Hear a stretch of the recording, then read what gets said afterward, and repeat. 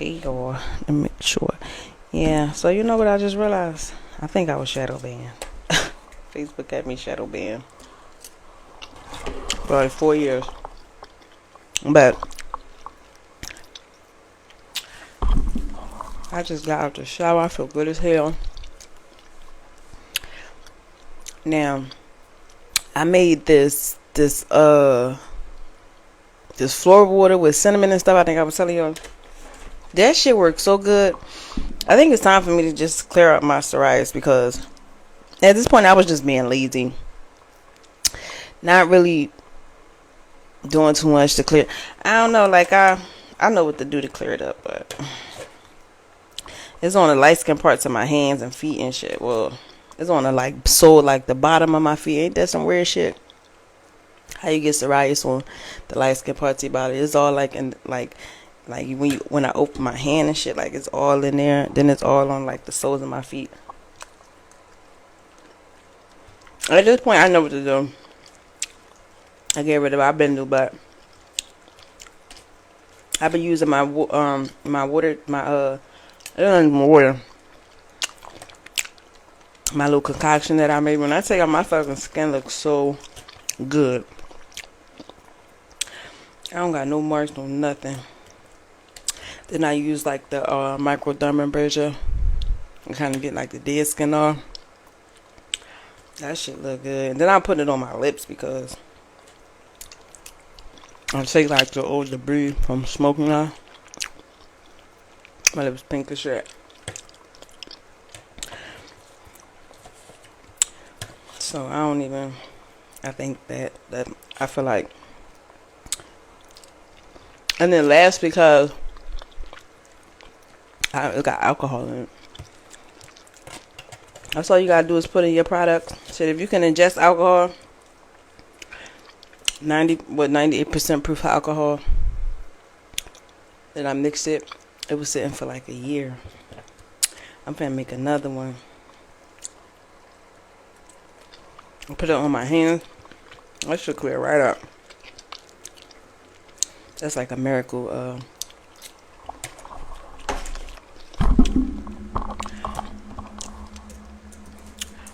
It's like a miracle. But when I get off this, I'm finna go to the gym.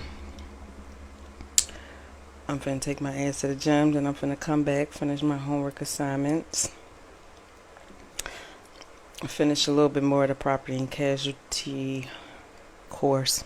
Cause I'm at the basics of property and casualty. I'm at the basics of it. I've completed the course last night. The first part. I got one wrong. I was so mad. But I think see the state tests and shit, that should be tricky as hell. You gotta really read that shit.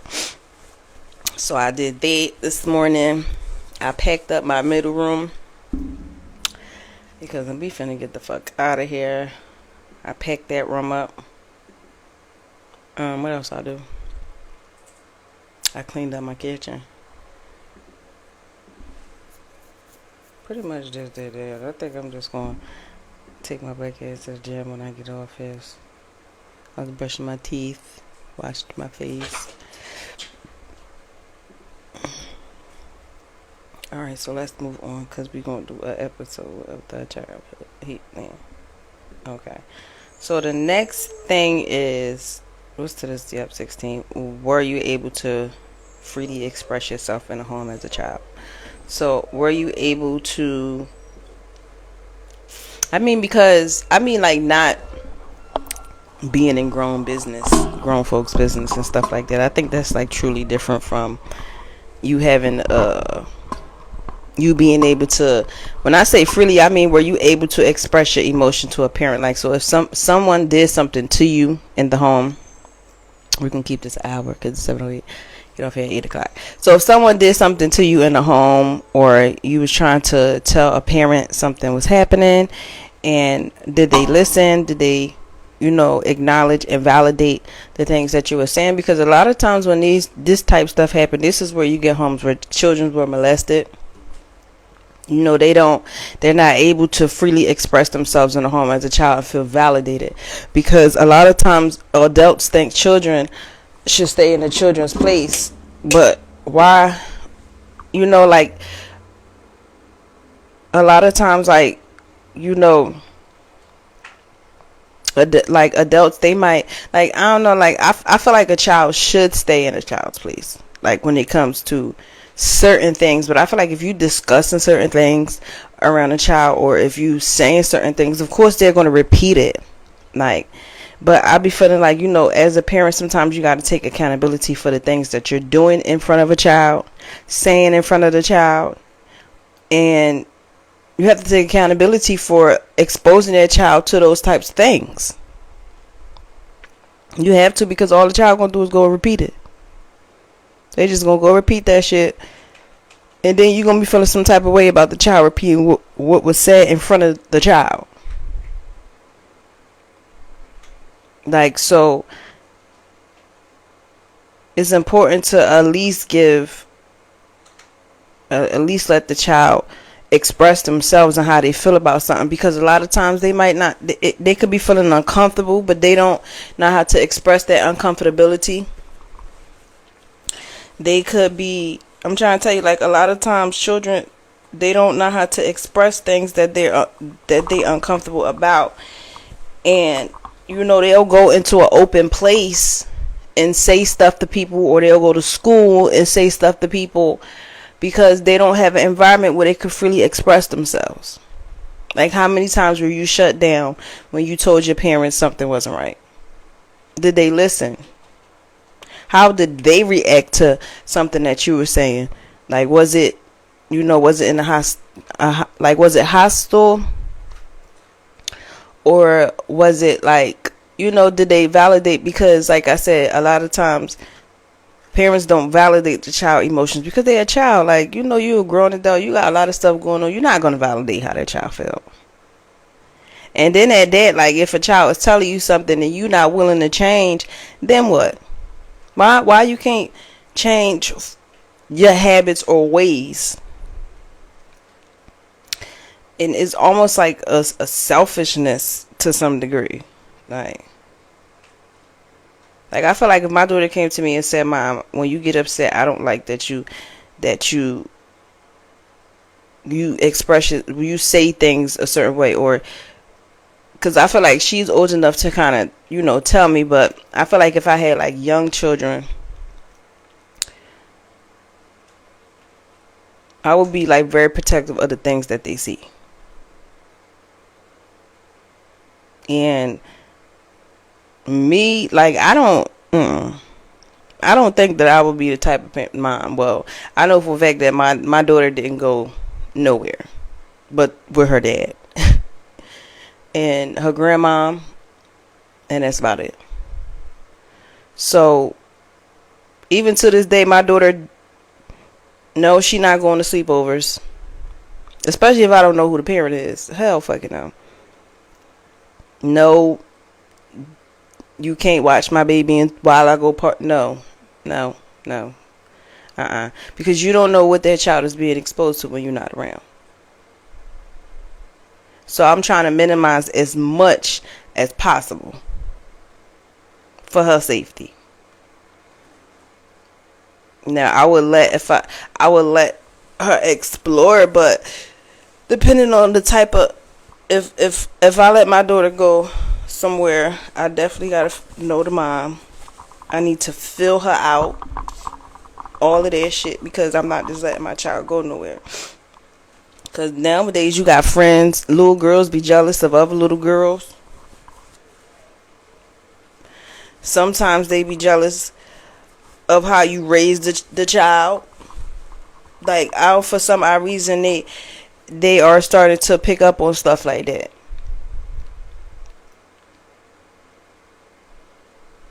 Just like I had my daughter friend staying here, and because the mom got the kids taken away. She had 11 kids, took them all away. I think but the oldest. And the little girl was staying here, and her mom was trying to convince me that her daughter was disrespectful. I mean, She was never disrespectful to me, but I think that her mom felt some type of way about that. She blocked me from texting her. I told my daughter, you can't hang around her no more. And then, like, it was just too much. And then I felt like it's just a lot. I just didn't like certain things that was happening and all of that stuff, and I'm starting to really become aware of, like, okay, yeah, because I see stuff, and it's more to the story, but I'm just giving y'all just like a brief summary of what I didn't like. But yeah, I felt like her mom was jealous because her daughter wasn't disrespectful to me. Like, you raised that little girl, not me. And one thing's for certain, two things for sure. I'm not putting up with no disrespectful child. My own child ain't disrespectful. The people, like, I'm trying to tell you, DHS used to come to my house and check my house and all of that stuff. All because I had that little girl there, and she got mad because her daughter wasn't acting the ass how she act with her. I think the little girl resent the mom, for one, because she had too many fucking kids. And I think sometimes when you have a lot of kids, sometimes you'll get a child like that could be hard to handle because they don't get that. I mean, probably to them, they probably don't get that one-on-one. I think for a long time, my daughter wanted to be an only child. She wanted to be a only child. And then as she's older, I think like she doesn't feel like that no more because she know I want more kids. But for a long time, she wanted to be an only child. And I respect that. Like,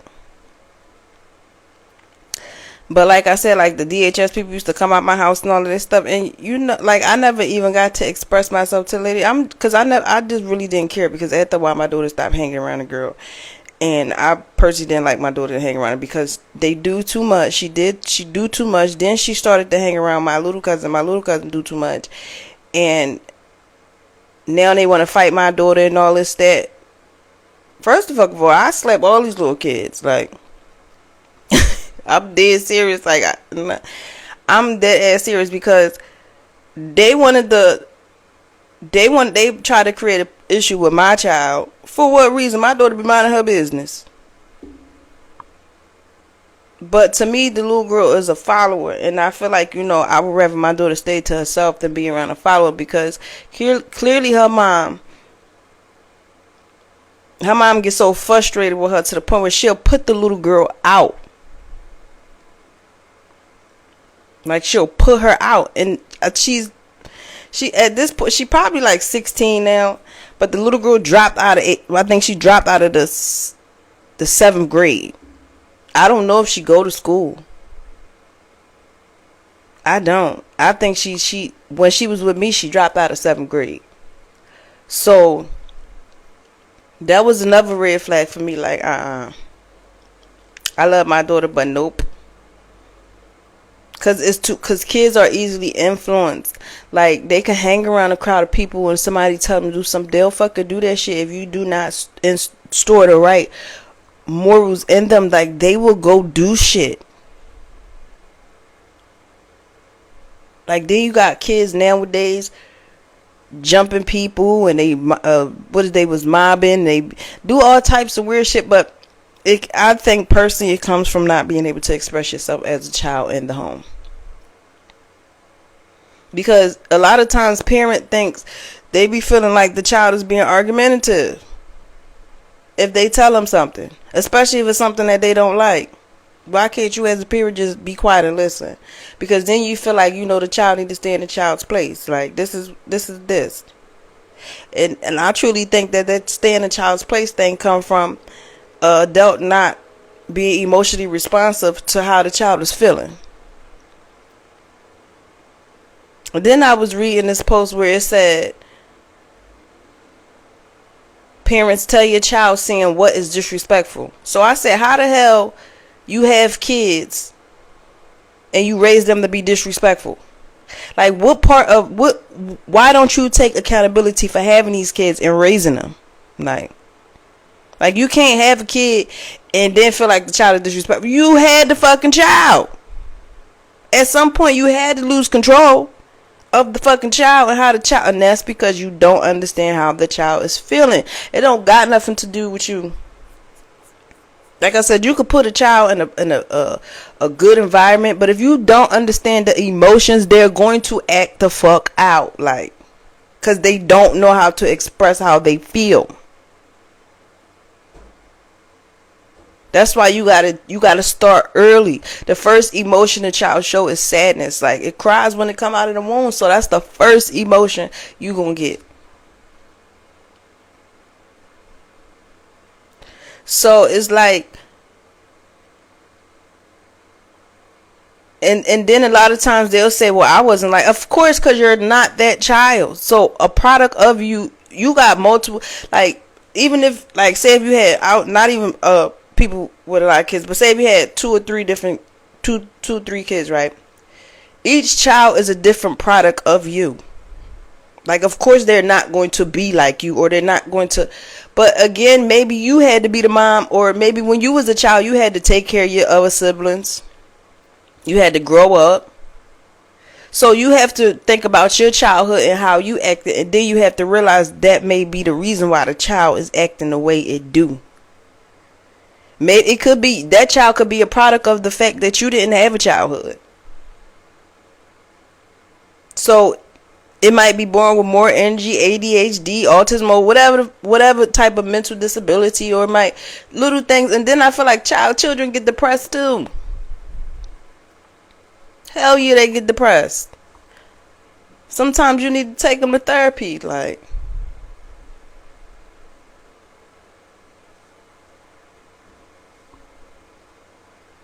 sometimes that's what you need to do, because they get depressed too. It's not just a adult thing or a teenager thing. No, especially if you suppressing how they feel. Because again, they not going to tell you like, well, I don't like, or mom and dad, I don't like that you don't let me express my. They not going to come to you and say that. They're going to be bouncing off the wall. They're going to shut down. They might act out in school. It'd be a bunch of shit, like, because they don't know how to express how they feel. But that's actually a form of emotional abuse. So let's get into the different types of abuse, because you got to understand what that is too.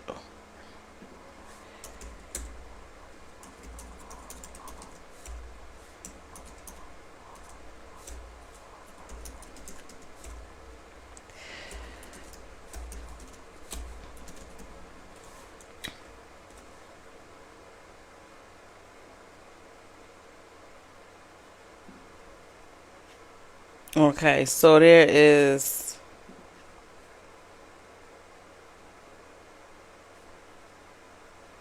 So there's 10 different types of abuse. And even this don't name emotional abuse. So let me say.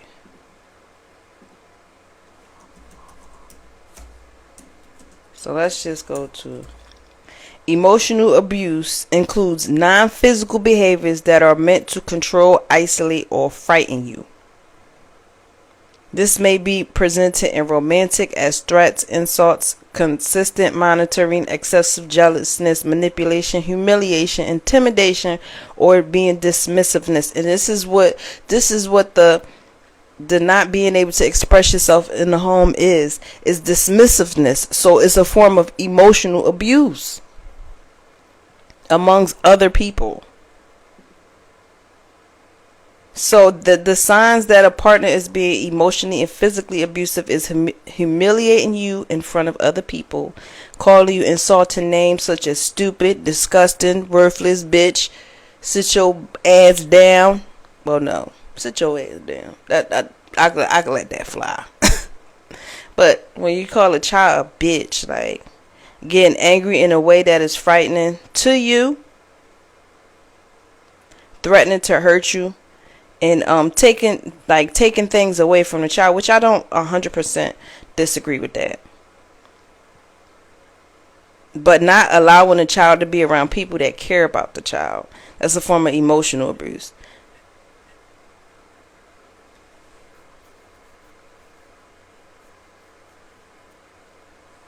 Let me see child emotional abuse.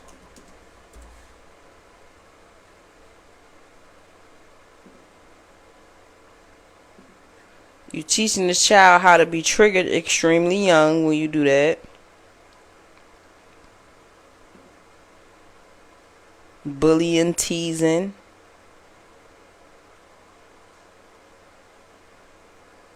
Rejection, hostility, criticism, exposure to family violence, the impact of emotional abuse, and just as the little girl that just, well, she passed away. She was murdered because the aunt, baby father, was sexually abusing her. That's like, this is what children got to deal with. Not only are they not able to freely express themselves and go to people and have safe environments and tell them these things is happening, they got to deal with the people that's jealous of them. The world is just not a good place when it comes to children.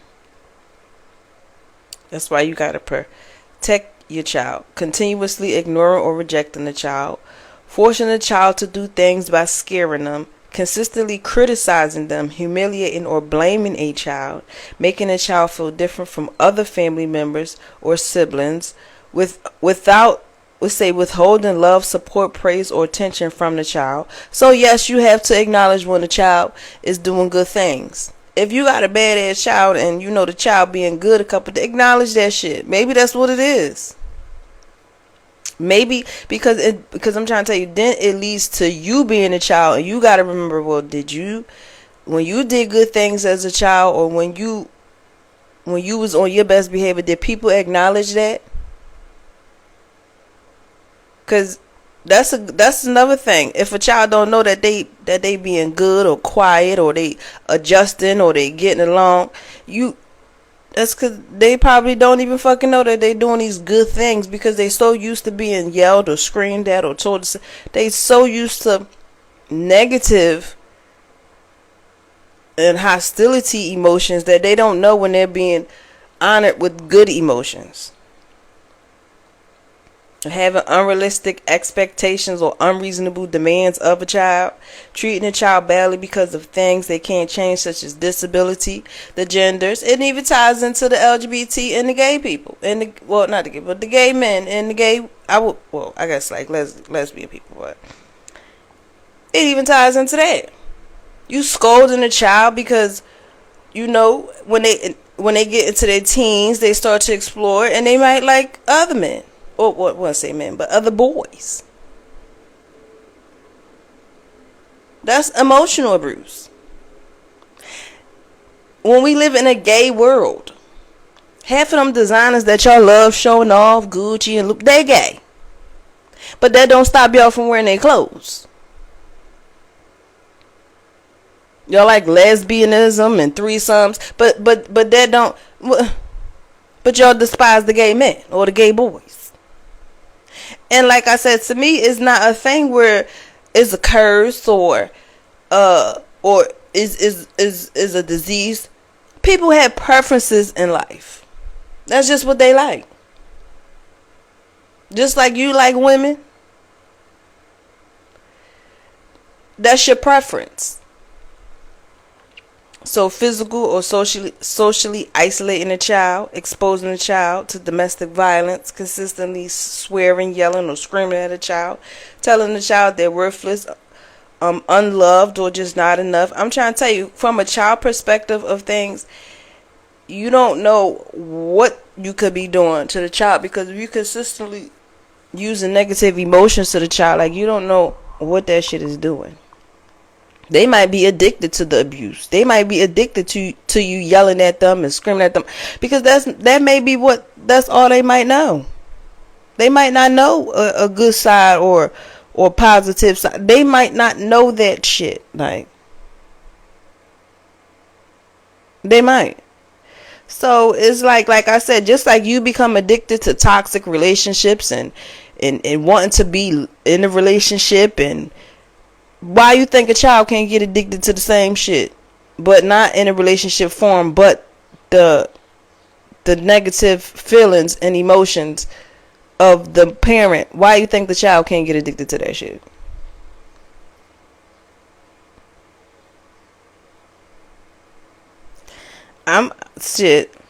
You got people out here that, listen, a lot of times these little girls be so beautiful and gorgeous and you see they parent, and you just be like, like that little girl that was killed, she was so pretty. And then when you see the people that took care of her, look at them. Like, how can you even be jealous of a child? That's how you know you have to heal that inner child this is how you know you need to heal. You got little boys, they be so smart. They might like to dance or do art. Y'all be telling little boys everything is gay, this for girl. Like, it's to me is a form of jealousy. Like, and I feel like a lot of times parents hold their children back because they didn't. What the fuck? Is it broke? Hold on. Oh no. Cause I did step on my laptop when I got and I was like, no, I hope I didn't. I feel like they be jealous of the children because they didn't get the opportunity to live their life the way they wanted to. They don't teach them, they don't push them to go to college. They have all different types of habits and stuff.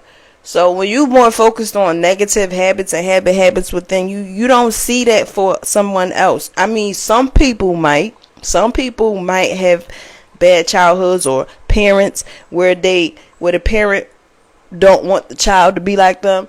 But a lot of times you get parents that don't give a fuck. So they don't care if you go to college. Like I said, that little girl, she dropped out of 7th grade. How the fuck your child dropped because she don't care? The mom don't care. The mom already feel like the little girl's disrespectful. She already feel like, she can't control her. So she gave up on the child. She gave up on her. And mind you, the little girl, as of right now, she's probably about 15. But when she was staying with me, she had to be 13. Because this was like 2 years ago. Yeah, this was about 2 years ago. So she gave up on the child.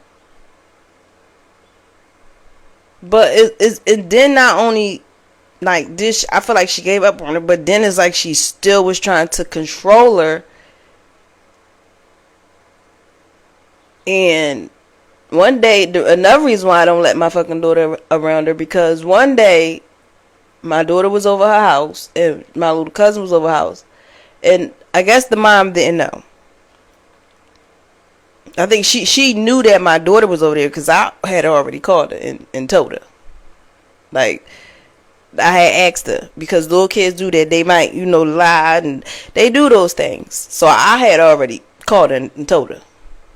But my little cousin was over there, and she didn't like that. And she was telling me how, she felt like my little cousin was disrespectful, whatever case. So I'm like, well, you take that up with her mom.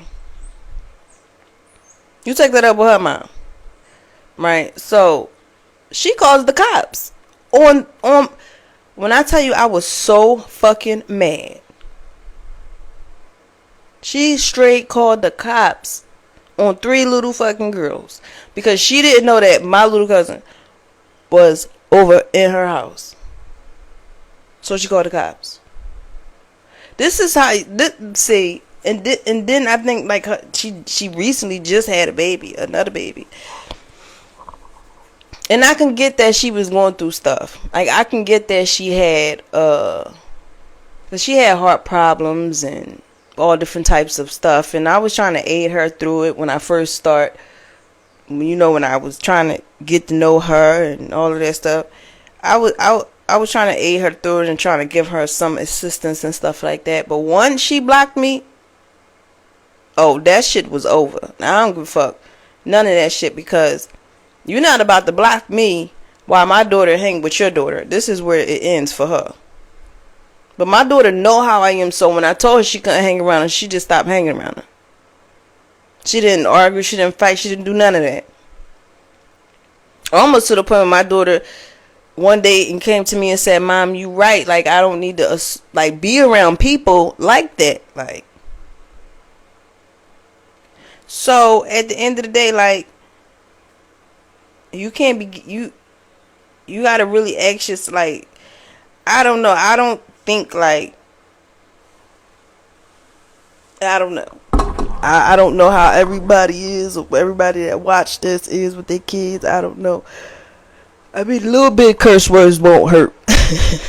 But when you start to get deep into it, where you resent certain shit, and you start to resent the parent, the dad, maybe the dad not around, you start to resent the dad, you really resent the child on some shit is like a metaphysical level of seeing shit. I'm trying to tell you the reason why I can understand all of this stuff like that, and it don't necessarily have to be a specific person I'm talking about, is because I understand the metaphysics of life, and I use my intuition, so you can feel these things. Like, you just know shit. So many kids get killed and raped and molested and all different types of stuff, and this is the psychology of the shit, is abuse. Like, so once you start to understand the psychology of shit, then you instantly got it. Like, you don't gotta be in a situation of that nature or anything. You just know.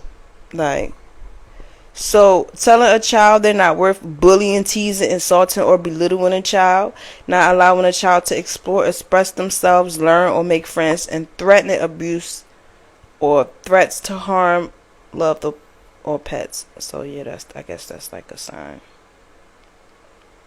So emotional abuse can have delays in development, low self-image and self-esteem, avoiding or running away from home, often anxious, depressed, or afraid of doing something wrong, demanding, disruptive, or secretive behavior, extremes of behavior, very aggressive to being very passive, trying too hard to please, or failure to connect. That's another thing. You don't even know if your child is trying.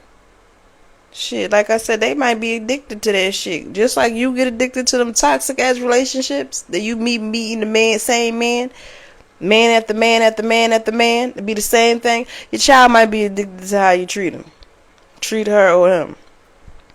Trying too hard to please or failure to connect with parents, being withdrawn or having difficulty relating to other children, feeling worthless, increased fear, guilt, or self-blame. Lying, stealing, lack of trust in adults, self-harming or suicide thoughts. They even might start using drugs and alcohol at a young age. It's like they have unhealthy coping strategies and habits, and an inability to trust or difficulty forming relationships when they get older. They gonna turn to drugs or alcohol. That's the one thing you gotta worry about too. Sleep disorders or eating disorders, or you boy, they starting to ban diets and stuff like that. But like I said, like, our parents would feed us a big ass bowl of cereal. They got all different types of red dyes and all different types of shit in it, and send them right to school. What the fuck you think? But I was watching this thing where they was saying that the lights in the schools, that they use them lights, that's another contribution to a child's behavior, because they were saying that when they use certain lights, the children were calm.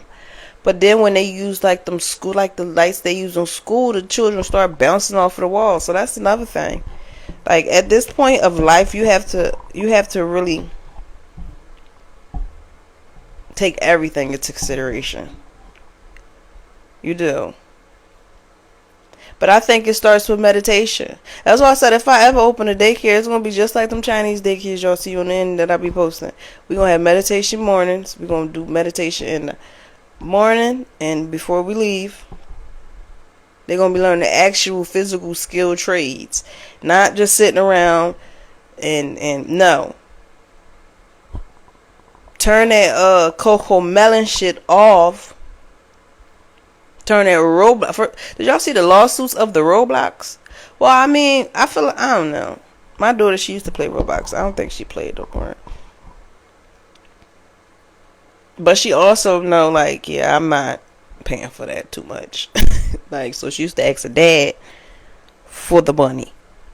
Because after a while, I'm not paying for none of that shit. Like, money could be going to other places. Clothes, sneakers, jackets, wintertime, underclothes, socks. No. Like, take that tablet away.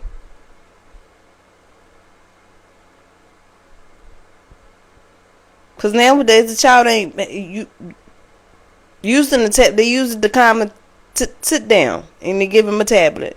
Stuff like that become addictive. Like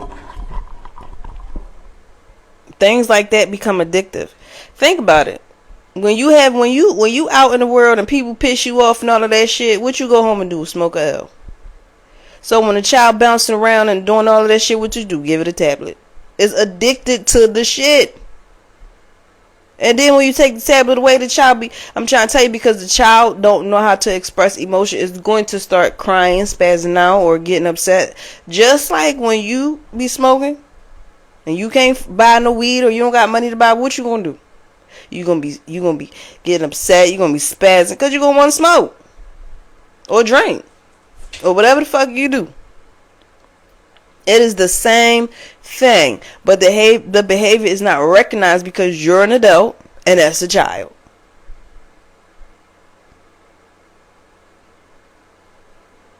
Like I like reading Rainbow and Sesame Street honestly was some of the best shit that your child could watch. My daughter, I never let my daughter watch certain shit. I let her watch Yo Gabba Gabba. Cause that was is more like, and another thing she used to watch all the time was Backyardigans. I used to let her watch the Nick at Night. What else she used to watch? I used to let her watch certain stuff because it catered to the child imagination. Like some of these cartoons, the child get addicted to it because it actually, like, I feel like Coco Melon, I don't like that fucking shit because it to me is like almost a state of retardation. Like, and you keep repeating it over and over, it's going to make the child addicted to it. It's like a trance. Like, what else is... I mean, Gracie's Corner is... I don't know. I don't really know. I don't know. I know that what I can honestly say about it, and what I may like about it, is that the music. You know, the music is the good part of it. But if it's anything like Coco Melon, I wouldn't let my child watch that shit. Because all it's going to do is delay the child in learning. Like, just because it's saying ABCs and all of that shit, no. It has to be in a specific way. When you take your child to school, how often do they learn their ABCs? The teacher might teach it once a week. Or they might learn A, B, C, D on top of other things like math and stuff. But they're not going to teach that. They're not going to teach, okay, let's learn the alphabet 7 days out of the week. And they got to learn A through Z 7 days. They're not going to teach it like that. Like, it's a method. Because the brain will pick up on it and it'll be stuck in the cycle. Like, I wouldn't even trust none of these motherfucking cartoons. I would let my goddamn listen, if I have any more kids, which I know I am, but they're gonna be watching Schoolhouse Rock. Like, Schoolhouse fucking Rock, learning about the now, come on, let's watch some Schoolhouse Rock. Let's watch Schoolhouse Rock. I love Schoolhouse Rock. Like, this was my shit. That's what they're gonna be watching. They're gonna be watching all the old shit.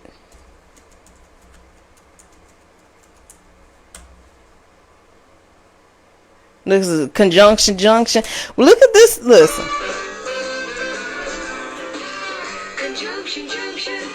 They don't teach. Listen.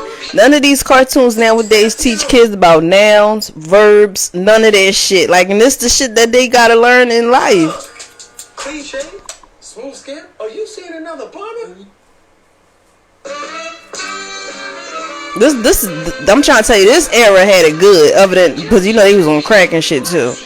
But when it came to learning and fundamentals of stuff, when this stuff came out, this was like the best era for children's learning. But again, this era was the crack era. So, you know, you gotta be careful. I got 3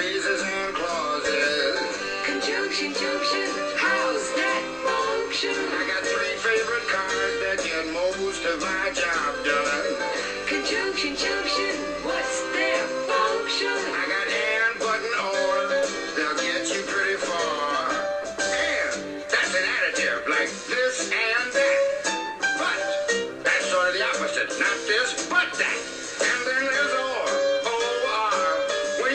choice like this or that. And but Lord, get you pretty far. Conjunction, junction, what's your function? Hooking up two boxcars and making them run right. Milk and honey, bread and butter, peas and rice. Hey, that's nice. Dirty but happy, digging and scratching, losing your shoe and a button or two. He's poor but honest, sad but true. Conjunction, junction, what's your function? Hooking up two cars to one when you say something like this. Choice, either now or later, or no choice. Neither now nor ever. Hey, that's clever. Eat this or that, grow thin or fat. Never mind, I wouldn't do that. I'm fat enough now. Conjunction, junction, what's your function? Hooking up phrases and clauses that balance like out of the frying pan and into the fire. He cut loose the sandbags, but the balloon wouldn't go any higher. Let's go up to the mountains or down to the seas. You should always say thank you or at least say please. Conjunction, junction, what's your function? Hooking up words and phrases and clauses in complex sentences like in the mornings when I'm usually wide awake, I love to take a walk through the gardens and down by the lake where I often see a duck and a tree. And I wonder as I walk by just what they'd say if they could speak. Although I know that's an absurd thought. Conjunction, junction, what's your function? Hooking up cars and making them function. Conjunction, junction, how's that I function? like tying up words and phrases and clauses. Conjunction, junction, watch that I function. wanna get you there if you're very careful. Conjunction, junction, What's your I function? want to get you there. You know there's some black ladies in the background singing. conjunction, junction, You know they black. your function. Anytime, listen. I'm trying to tell you when I used to go to this at the school club. Well, it was my cousin wife. She owned like a daycare and shit. And my mom used to send me there in the morning time. They used to make us watch Schoolhouse Rock and shit.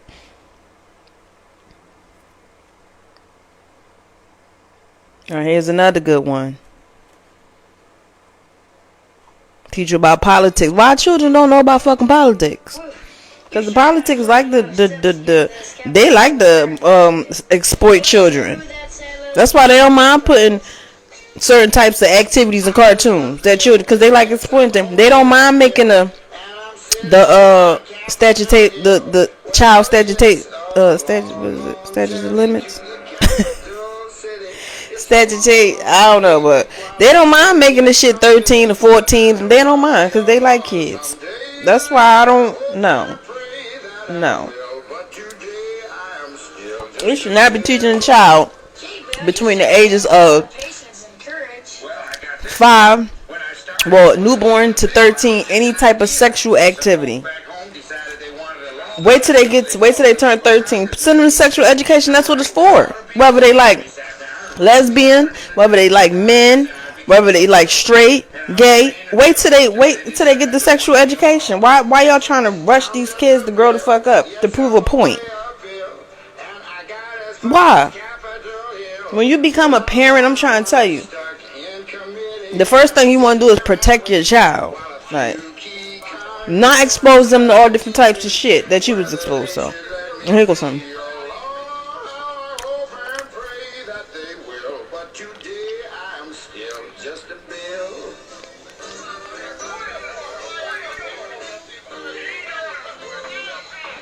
Listen to those congressmen arguing. Is all that discussion and debate about you? Yeah, I'm one of the lucky ones. Most bills never even get this far. I hope they decide to report on me favorably. We're going to be learning about politics. Alright, so that was another thing. So architectural design, going to school for daycare, to open a daycare, If they vote yes, what happens? or law.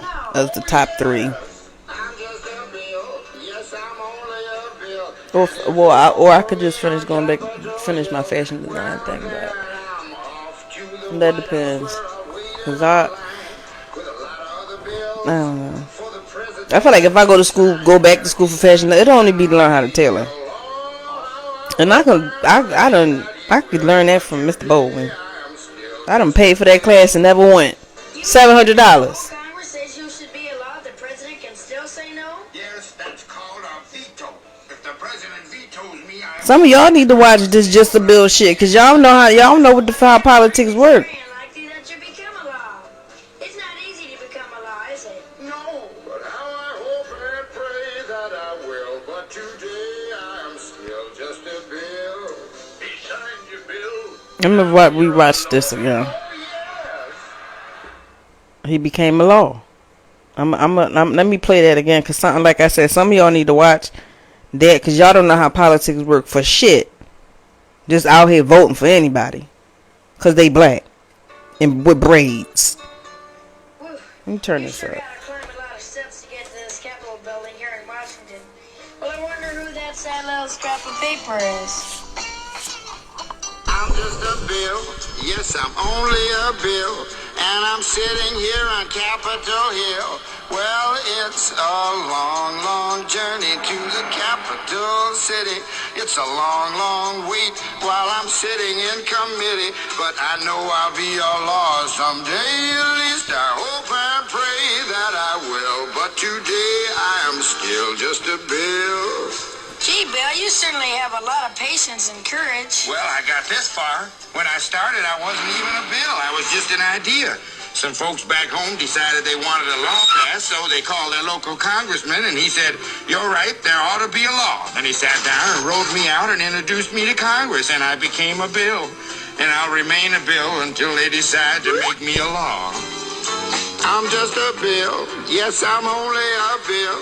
And I got as far as Capitol Hill.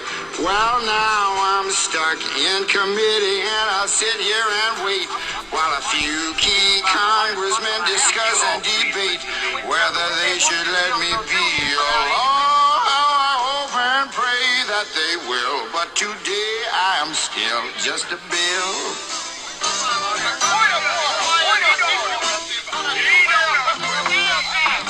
Listen to those congressmen arguing. Is all that discussion and debate about you? Yeah, I'm one of the lucky ones. Most bills never even get this far. I hope they decide to report on me favorably, otherwise I may die. Die? Yeah, die in committee.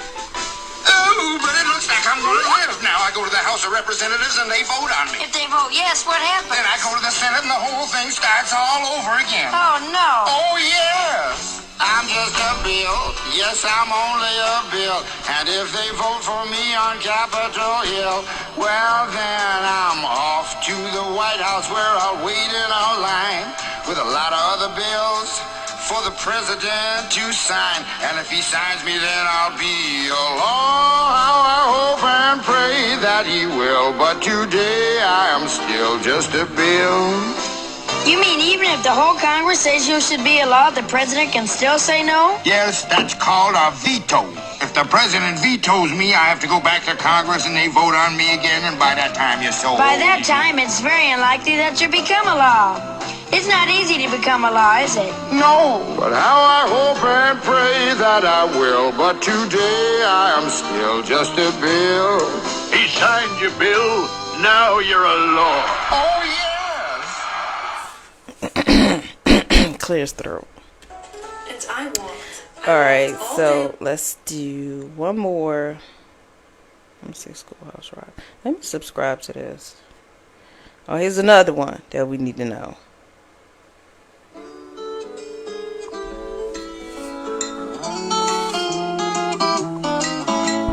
Gonna have a three-ring circus someday. People will say it's a fine one, son. Gonna have a three-ring circus someday. People will come from miles around. Lions, tigers, The three-ring government, the three branches of the government in the song. Here we go. tightrope walkers, pony riders, elephants, and so much more. Guess I got the idea right here at school. Felt like a fool when they called my name, talking about the government and how it's arranged, divided in three like a circus. Ring one executive, two legislative, that's Congress. Ring 3, judiciary. 3 rings: executives, legislatives, and the judicial branch. This is what the kids need to be learning. This is a circus. Ring number 1, the show's just begun. Meet the president. I am here to see that the laws get done. The ringmaster of the government. You're the ringmaster, the president. Hurry, hurry, hurry to ring number 2. See what they do in the Congress. Passing laws and juggling bills. Oh, it's quite a thrill in the Congress. Focus your attention on ring number 3. The judiciary's Focus all your attention on the judicial branch. the laws and they tame the crimes, balancing the wrongs with your rights. No one part can be more powerful than any other is. Each controls the other, you see, and that's what we call checks and balance. Says, well, everybody's act is part of the show, and no one's job is more important. The audience is kinda like the country, you know, keeping an eye on their performance. Ring 1, executive. 2 is legislative, that's Congress. Ring 3, judiciary. See, it's kinda like my circus. My circus. I'm gonna have a 3-ring circus someday. People will say it's a fine one, son. But until I get it, I'll do my thing. With government, it's got 3. President, Congress, and the Supreme Court. I mean, I would rather they beat that in my childhood than some fucking Coco Melon. Because, or whatever. Because at the end of the day, this is what's important, like, and that's what the children, that's what they going, when you get older, like, that's just what it's gonna be. Alright, so cartoons like that, the Magic School Bus is a good one. That's a good one. Y'all know the Magic School Bus is a good educational cartoon. What else? The Electric Company, you know, that's old.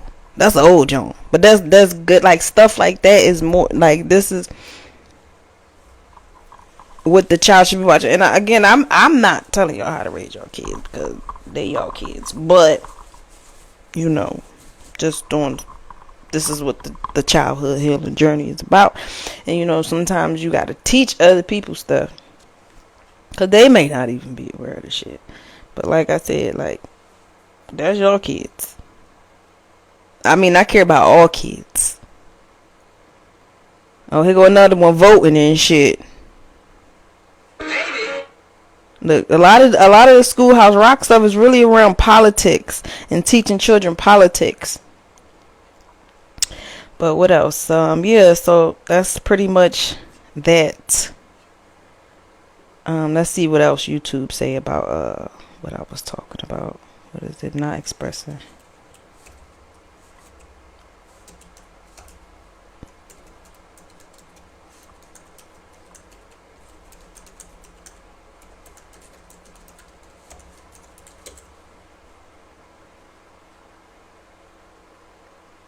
Okay, here's something. Look, we watched this already. Let me go to the shorts, because I can't let my phone die too. Okay, here's something.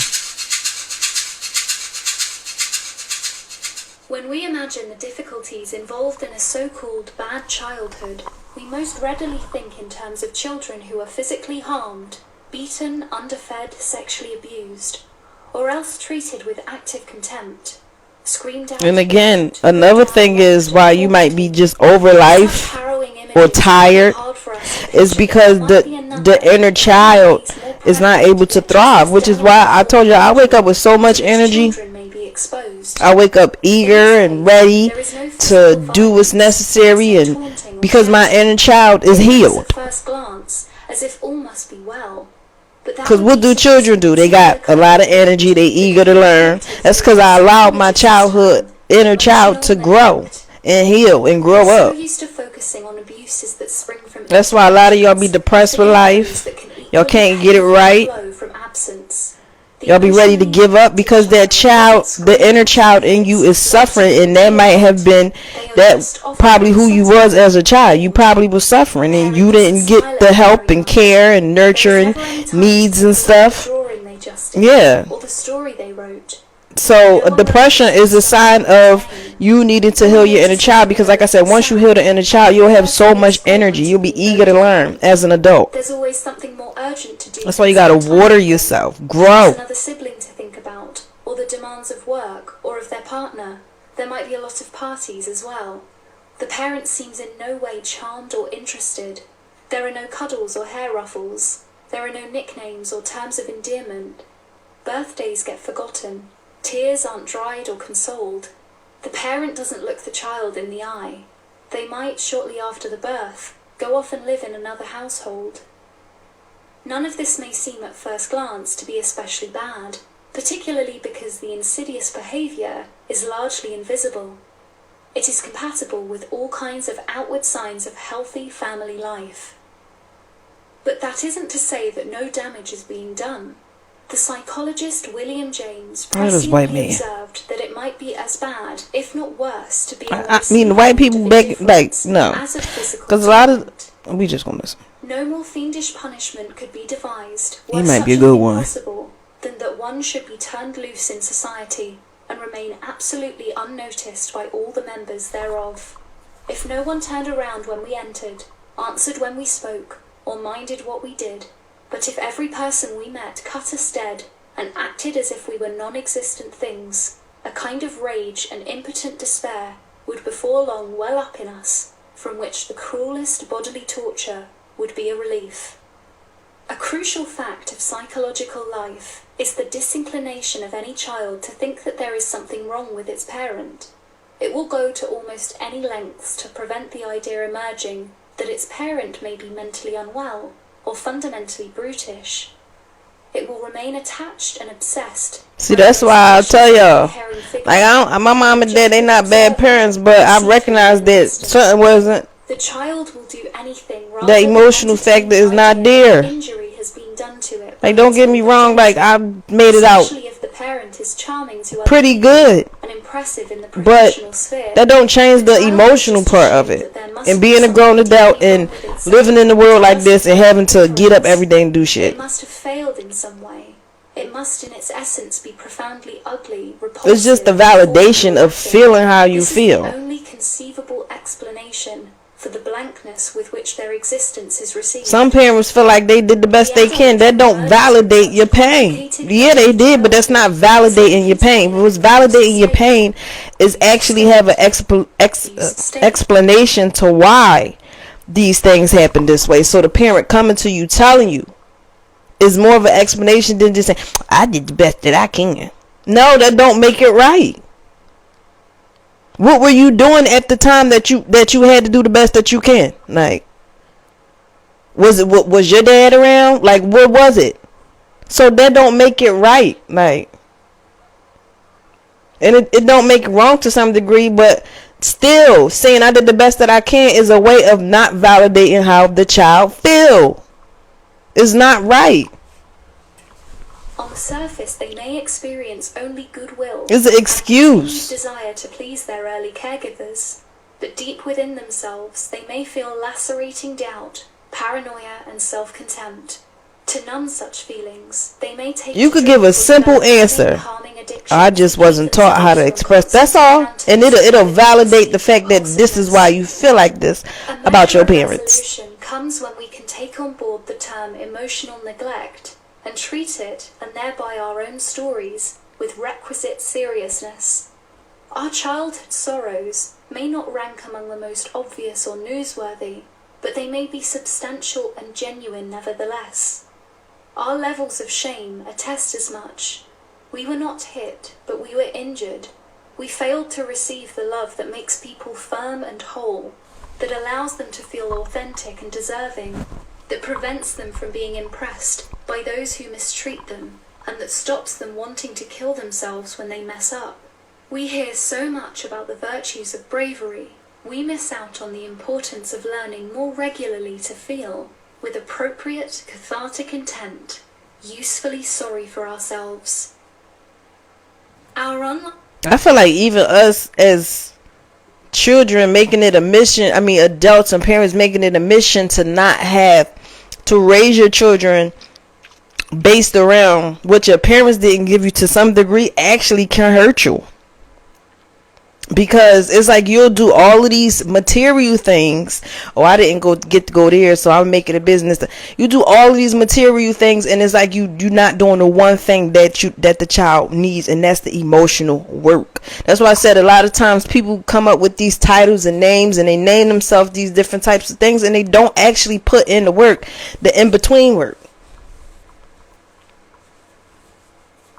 They don't put in the in-between work. Like, you can't call yourself a spiritualist and not work on yourself, not listen to other people, not validate how other spiritual people feel,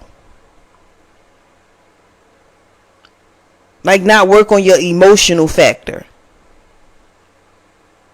So it's like that's the work that you have to put in. Not just you waking up and being able to, you have to literally work on yourself. And this is when you become spiritual, is when you start to work on your own self. Not do it because you see other people do it. Not do it because it's trending or it's a title or you can. No, most spiritual people work on themselves. They don't worry about other people. They don't do spells. They don't put spells on people out of protection, yes. But if you out here putting stuff on people because you jealous or you mad, then you need to do some inner work.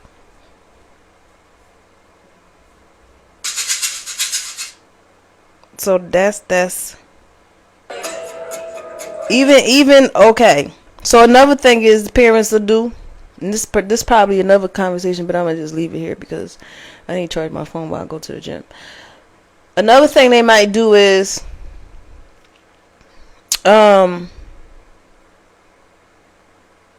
they raise the like, so a lot of times, like I said, when you tell parents, my child is the world and I do, that's fine, but it don't really affect you. Those types of things when a child is young, okay, that's good, that's okay, but as they get older, they're going to start to detach from you. So the whole time you attach to this child, or the whole time you want this child is your world and all of that stuff. Like I said, that's fine. But it's like when you parents, most I would say good parents, I don't know, like I would say most parents that have real attachments to their child, they actually ignore their own needs. Almost to the point where they'll project their needs onto the child. And then you have a son out here trying to put his mind back together when he should be learning some other shit. Now you have a daughter out here not being able to fully thrive in her feminine energy, or the young boy kind of coming into his masculine energy because he's too busy trying to cater to his mom emotions. And then when they get older, it's going to really fucking hit you, because then the child going to leave the house. And then you might be one of the parents that'll get in a child business when they date women. You want to control who they date. You want to control what they do. Oh, I'm his mom, I come first and all of that stuff. First of all, when you have a full-blown child, son or daughter, when they get older and they have a relationship or they get married, their partner should be first. Why do you feel the need to come first in your child's life? Because you had them? This is how they learn how to be better spouses. This is where I'm trying to tell you, stuff like that ruins relationships for children when they get older. Because at some point you got to let the child go off into the world. Now young, yeah, you could be protective and all of that stuff. You be protective of the child. But don't attach yourself and your the things you got going on in your life or your emotional needs, or you got to put your needs first. Not where you putting a man first, or you putting. Sometimes you can't afford certain stuff. Sometimes you can't afford Christmas. Sometimes it's like you have to. It's not a bad thing, like putting your needs first.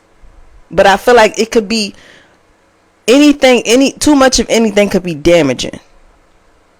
Because when you put your needs first, you teach the child how to put their needs first. Therefore, you won't have a daughter running around here dating every man or trying to find her father and every man, because they saw you put yourself first to some degree. They're going to do the same thing when it comes to dating people. It's like y'all cling on to y'all kids almost to the point where your kids won't have no life when they get older because they're going to be too worried about you. And this is the believer right here. 2 tips on coping when a child leaves the home. Look. Behold, look, she wrestling the child so the child can't leave. It's called a midlife crisis. Hey Credos, first of all, thank you so much for 2,000 subs. I appreciate it more than I can tell you. Sometimes getting that career, having to, sometimes separation and certain stuff, sometimes that help. Like, that's why I said, like, I didn't mind sending my daughter to Girard College, but my mom, she argued me then, you gotta send it, yeah. So I just let it be like that. But sometimes I feel like sending her to, that wasn't a bad thing. My daughter is, I teach her dependency, but she's really dependent on her dad, like. And I feel like he has to heal. Like, he ain't getting the healing that I'm getting. Like, so he is one of those parents. And I have sometimes the discipline is fine, but when it's too much, that's too much now. You're doing too much. Cause I'm healing this stuff, like, but I don't never tell him how to be a father to his child. He probably wouldn't want her to go to Girard College. But to me, it's a good thing because you're teaching the child independent what they need. And when they get older, you won't have to worry about your daughter dating a man for his money. I am not the mom who just cannot wait for her kids to move away so she can be free. I love being around my kids. I love spending time with them. And every time each one has moved away, it has been really difficult for me. Where's my tissue? Go ahead and leave a comment about how you deal with your children leaving home while I recover. Okay, real talk, people. Last May, the 5th of our 6 kids graduated from our homeschool, and I had an internal crisis. I had only one 14-year-old left at home, and there was this enormous, looming, empty nest just waiting to crush my soul. In one day, that 5th boy, Samson, is leaving for 2 years to a service mission in Virginia. So children leaving home is huge in my heart today. The internal crisis that happened last spring was what prompted the beginning of this channel. Something to help me work through this midlife crisis of sorts and help me to find a new path in my life. One of my major goals has been to be able to reframe the empty nest, reframe the children growing and leaving home in a positive and healthy way. I realize not everyone feels this way, and if you are okay with this stage of your life, honestly, more power to you. But if you're a kindred spirit, and this is very difficult for you, I'm going to share 2 ideas that are helping me to change the way I look at this. And I hope you'll share in the comments how you have dealt with it. A lot of times, people be having codependent relationships on their children. Like, you depend on your child to make you happy. You depend on your child to be successful. You get up every day and do it for your children. Do it for yourself. Because if you're not strong, they not going to learn. Because when you do it for yourself, you actually get more energy. Because it's a need for you so they can understand how to do it themselves. Like you, the teacher. Not having those important adult experiences and When teachers, when you see a teacher in class, they don't teach children they baggage. They not projecting their baggage onto the child.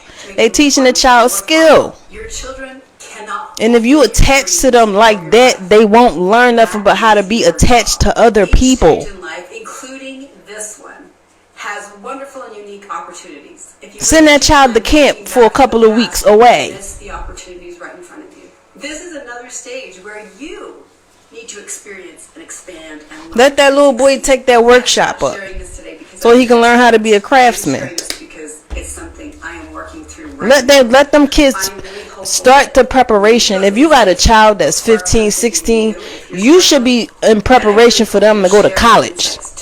Share how you Be more in tune with their grades. Like, and if you just want to shoulder the you more in tune with that fucking man. I'm here for you. Please subscribe to the channel, and I'd love to see you in the Midlife Tribe on Facebook and also on. Have that same empathy for that child that you'll have for that man that you trying to work things out with.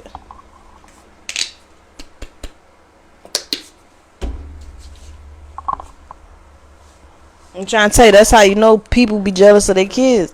They don't even want them to grow up and have a life outside of what the fuck they went through. That's not good parenting. That's codependency.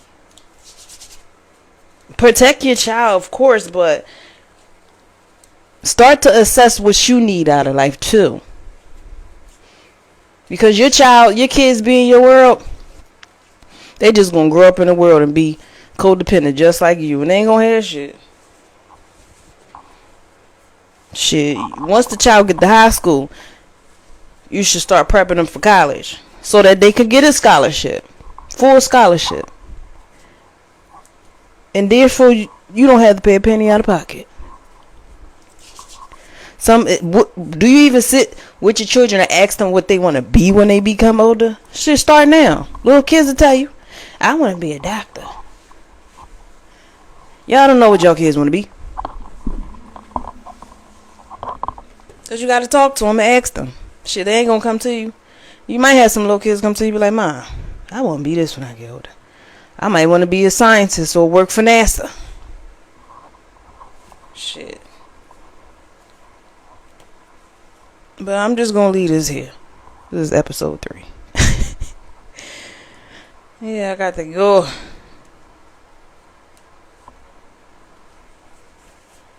I decided to go to the gym because I was just sitting here packing up all my stuff. But I'm trying to do some aerial yoga again. I mean, like, I don't mind doing it with people, but at this point, I'm over certain things and trying to reconnect with certain people because people got problems with them, and I be feeling like I ain't do shit to nobody.